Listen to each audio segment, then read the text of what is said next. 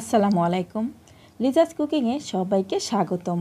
আমন্ত্রণ জানাচ্ছি আমার নতুন একটি এপিসোড দেখার জন্য। আজকে আমি তৈরি করব সরষে ইলিশ। আশা করি আমার আজকের রেসিপিটি আপনাদের কাছে ভালো লাগবে। আর ভালো লাগলে আমার চ্যানেলটি সাবস্ক্রাইব করে ফ্রেন্ডস অ্যান্ড ফ্যামিলির সাথে শেয়ার করবেন। আর পাশে থাকা বেল বাটনে ক্লিক করে রাখবেন আমার পরবর্তী ভিডিও নোটিফিকেশন পাওয়ার জন্য। আর ভিডিওটি দেখা শুরু করার আগে অবশ্যই একটি লাইক দিয়ে তারপর দেখা শুরু করবেন। এর জন্য প্রথমে আমি সরষে নিয়েছি, আর এখানে কালো এবং হলুদ দুই ধরনের সরষেই নিয়েছি। আর এখানে আমি 2 টেবিল চামচ সরিষা নিয়েছি। এবার এই সরিষার মধ্যে পানি দিয়ে এই সরিষাগুলোকে ভালো করে ধুয়ে নিতে হবে। আর এই সরিষার মধ্যে কিন্তু অনেক ময়লা থাকে, সেজন্য এই সরিষাগুলোকে পেস্ট করার আগে একটু ভালো করে ঘষে ঘষে ধুয়ে নিচ্ছি। সরিষাগুলোকে ধুয়ে আবারও ফিরে আসছি।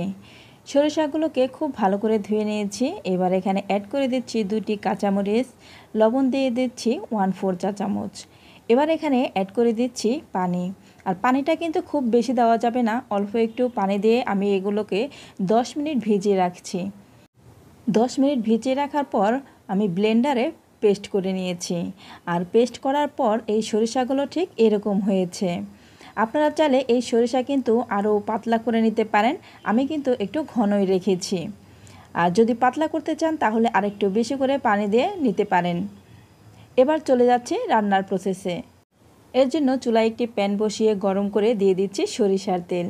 আর সরিষার তেলটা দিয়ে হালকা একটু গরম হয়ে আসলে অ্যাড করে দিচ্ছি পেঁয়াজের পেস্ট। আর এই পেঁয়াজের পেস্টটা দেওয়ার পর চুলার আঁচটা কিন্তু লোতে রাখতে হবে। আর লোতে রেখে কিন্তু আমি এই পেঁয়াজের পেস্টটাকে ভেজে নিচ্ছি। আর এই পর্যায়ে যদি চুলার আঁচটা হাই হিটে থাকে, এতে করে কিন্তু তেলটা ছিটে যেতে পারে। সেজন্য চুলার আঁচটা লোতে রেখে আমি কিছুক্ষণ ভেজে নিচ্ছি। এই পেঁয়াজের পেস্ট একেবারে ব্রাউন কালার করে ভাজার কোনো প্রয়োজন নেই, একটু কালারটা চেঞ্জ হয়ে আসলেই হবে। একটু কালার চেঞ্জ হয়ে আসলে এই পর্যায়ে অ্যাড করে দিচ্ছি সরিষার পেস্ট। সরিষার পেস্টগুলো দিয়ে কিছুক্ষণ নেড়েচেড়ে কষিয়ে নিচ্ছি। কিছুক্ষণ কষিয়ে নেওয়ার পর এ থেকে কিন্তু খুব সুন্দর একটা ফ্লেভার আসে। যখন এই সরিষা থেকে খুব সুন্দর একটা ফ্লেভার আসবে তখন বুঝতে হবে এটা কষানো হয়ে গেছে। আর ঠিক এই পর্যায়ে অ্যাড করে দিচ্ছি মরিচের গুঁড়া 1 চা চামচ। ঝালটা আপনারা আপনাদের পরিমাণ মতো দিয়ে দেবেন। হলুদের গুঁড়া দিয়ে দিচ্ছি 1/2 চা চামচ। ধনিয়ার গুঁড়া দিয়ে দিচ্ছি 1/2 চা চামচ। এবার এই মশলাগুলোকে নেড়েচেড়ে মিশিয়ে নিচ্ছি।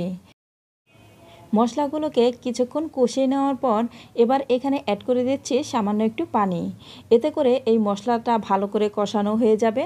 আর এই মশলা থেকে যে একটা কাঁচা গন্ধ আছে সেই গন্ধটাও চলে যাবে। পানি দিয়ে কিছুক্ষণ কষিয়ে নিচ্ছি। আর এই সরিষা ইলিশ রান্না করতে কিন্তু খুব বেশি মশলার প্রয়োজন হয় না। এই সরিষা ইলিশ অল্প মশলাতেই কিন্তু খেতে ভীষণ ভালো লাগে। মশলাগুলো কিন্তু কষানো হয়ে গেছে। এবার এখানে অ্যাড করে দিচ্ছি মাছ। এখানে আমি কয়েক পিস ইলিশ মাছ নিয়েছি, আপনারা আপনাদের পরিমাণ মতো ইলিশ মাছগুলো নিয়ে নেবেন। এবার এই মাছগুলোকে এই সরিষার মশলার সঙ্গে ভালো করে মিশিয়ে নিচ্ছি। এবার ভালো করে কষিয়ে নিতে হবে। মশলার সঙ্গে ভালো করে মিশিয়ে নিয়ে আমি কিছুক্ষণ রেখে দিচ্ছি। এবার এখানে অ্যাড করে দিচ্ছি 3টি কাঁচামরিচ, আর অ্যাড করে দিচ্ছি এখানে পরিমাণ মতো লবণ। এবার ভালো করে নেড়েচেড়ে মিশিয়ে নিচ্ছি। আর এই মাছগুলো কিন্তু খুব বেশি নাড়া যাবে না। মাছের একটা পাশ হয়ে আসার পর একটি একটি করে অপর পাশটাকেও উল্টে দিতে হবে। এই কাজটা খুবই সাবধানতার সাথে করতে হবে, কারণ ইলিশ মাছটা কিন্তু ভীষণ নরম, তাই ভেঙে যেতে পারে। আর সরিষা ইলিশ রান্নায় আমি কিন্তু একটু বেশি করে সরিষা দিয়েছি। সরিষা ইলিশে যদি সরিষাই না পাওয়া যায় তাহলে আর কিসের সরিষা ইলিশ হলো। সেজন্য আমি একটু বেশি করে দিয়েছি, আপনারা চাইলে আরও কম করেও দিয়ে দিতে পারেন। মাছগুলো কষানো হয়ে গিয়েছে। এবার এখানে অ্যাড করে দিচ্ছি পরিমাণ মতো ঝোল। আর ঝোলটা আপনারা আপনাদের পছন্দ মতো দিয়ে দেবেন। আমি আমার পছন্দ মতো ঝোলটা অ্যাড করে দিচ্ছি। ঝোলটা দিয়ে দেওয়ার পর এবার ভালো করে একটু নেড়েচেড়ে মিশিয়ে দিচ্ছি। আর খুবই আলতো হাতে কিন্তু এই কাজটা করে নিতে হবে। সরিষা ইলিশে কিন্তু সাধারণত বেশি ঝোল হয় না, সরিষা ইলিশটা একটু মাখা মাখাই হয়। সেজন্য আমি এর চেয়ে বেশি আর ঝোলটা দেব না, এতটুকুই রাখবো। এবার ঢাকনা দিয়ে ঢেকে অপেক্ষা করছি 10 মিনিট। ফিরে আসছি 10 মিনিট পর। 10 মিনিট পর ঢাকনা খুলে এবার একটু আলতো হাতে নেড়ে দিচ্ছি। আর এই পর্যায়ে অবশ্যই লবণটা চেক করে নেবেন। যদি লবণ লাগে তাহলে এই পর্যায়ে লবণটা দিয়ে নেবেন। আমার এখানে লবণটা লাগবে, আমি আরও একটু লবণ অ্যাড করে দিচ্ছি। লবণটা দিয়ে আবারও একটু ভালো করে মিশিয়ে নিচ্ছি। আর খুবই কিন্তু সাবধানতার সাথে একটু মিশিয়ে দিতে হবে। মিশিয়ে নেওয়ার পর এবার ঢাকনা দিয়ে ঢেকে অপেক্ষা করছি 5 মিনিট। ফিরে আসছি 5 মিনিট পর। 5 মিনিট পর ঢাকনা খুলে আলতো হাতে একটু নেড়ে দিচ্ছি।